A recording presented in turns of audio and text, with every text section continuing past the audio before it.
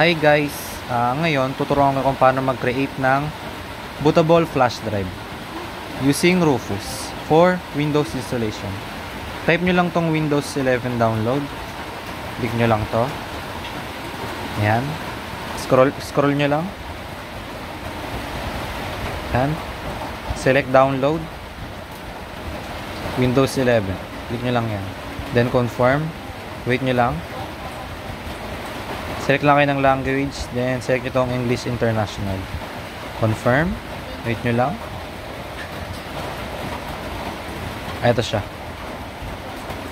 Once na ma-deal nyo na yan, next naman kayo dito. Punta naman kayo sa Rufus. Search nyo lang yung Rufus download.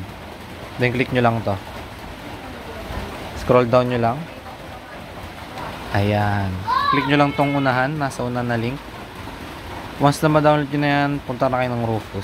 Sa files nyo, punta kayo sa files nyo. Nandun lang yung dinownload nyo. Then ito yung Rufus. Yan. Make sure na nakasalpak yung USB nyo ha.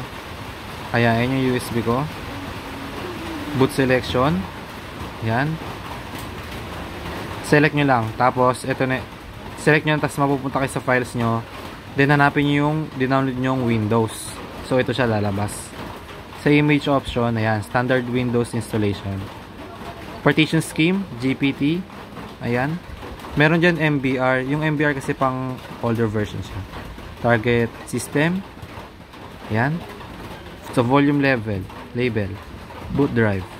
File system, NTFS. Ayan. Then, start nyo yan. Pagka-start nyo, magkakaroon na ng progress yan. Ayan. Aantayin nyo lang yan. Tapos, once na matapos na, punta lang kayo ng files nyo. Lalabas na yun dito. Yan. Boot drive.